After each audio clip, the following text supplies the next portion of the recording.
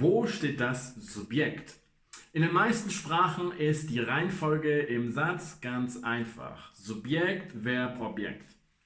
Auf Deutsch funktioniert das theoretisch auch so, aber Deutsch ist viel flexibler. Du musst das Subjekt nicht immer an die erste Stelle stellen, denn wie du im letzten Video gestern gelernt hast, was an erster Stelle steht, ist immer die wichtigste Information. Das muss nicht das Subjekt sein. Aber wo steht dann das Subjekt? Genau das erkläre ich dir in dem heutigen Video.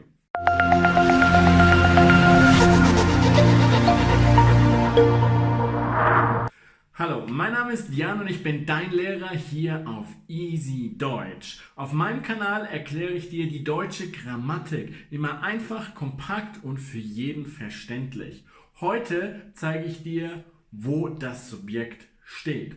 In vielen anderen Sprachen gilt die Regel Subjekt, dann das Verb und dann das Objekt. Das funktioniert auf Deutsch auch so, aber Deutsch ist da viel flexibler, denn du kannst auch Objekt, Verb, Subjekt machen. Auf der ersten Stelle steht immer das, was am wichtigsten ist. Das hast du bereits im gestrigen Video gelernt.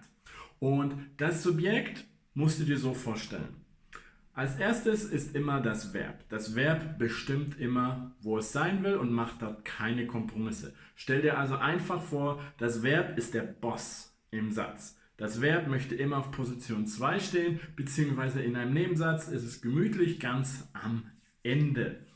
Und das Subjekt, das ist die Sekretärin vom Verb. Warum die Sekretärin? Eine Sekretärin bleibt immer in der Nähe vom Boss. Es ist immer die Hauptarbeit vielleicht auch macht, aber auf jeden Fall ist sie nie weit weg vom Boss. Und genau das passiert auch beim Subjekt im deutschen Satzbau. Das Verb ist also immer an Position 2. Und natürlich kann auch die Sekretärin ganz an den Anfang kommen, wie zum Beispiel in dem Beispiel, ich habe mein Handy verloren. Ich ist das Subjekt, also die Sekretärin, denn es ist hier die wichtigste Information. Ich habe das selber verloren, mein Handy. Habe verloren ist hier das Verb und das konjugierte Verb an der zweiten Stelle und davor das Subjekt.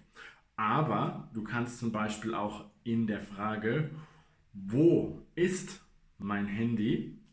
Hier ist das Subjekt mein Handy und wo steht ganz am Anfang?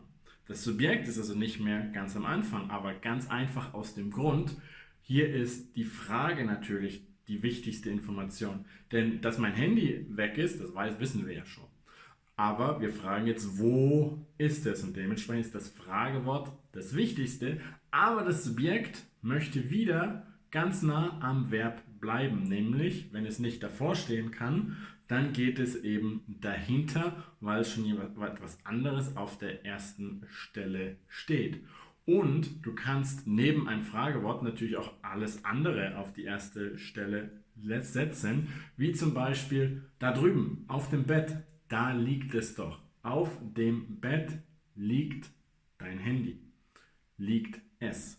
Auf dem Bett ist auf Position 1, denn das ist die Position, wo das Handy liegt, also die wichtigste Information.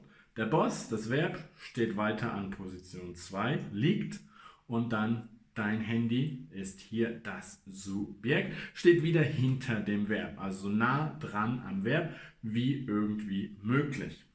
Einzige Ausnahme, ein Nebensatz.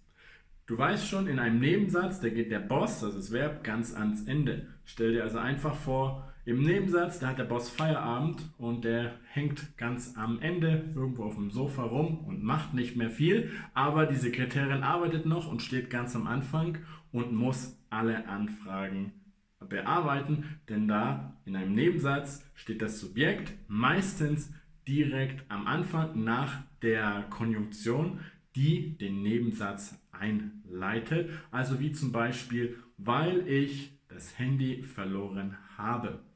Verloren habe sind die Verben, die stehen ganz hinten, wie in jedem Nebensatz, aber weil, das ist die Konjunktion, und dann kommt schon das Subjekt.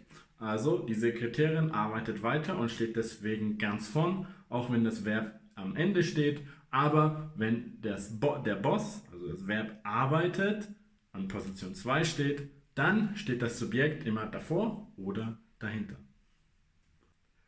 Ich hoffe, das war jetzt nicht zu schnell, aber falls doch und du noch Fragen hast, dann schreib jetzt einfach hier einen Kommentar unter das Video und vergiss nicht, meinen Kanal zu abonnieren und das Video zu liken, wenn du heute wieder viel gelernt hast. Und ansonsten sehen wir uns morgen wieder beim nächsten Video und bis dahin viel Spaß und Erfolg beim Deutschlernen.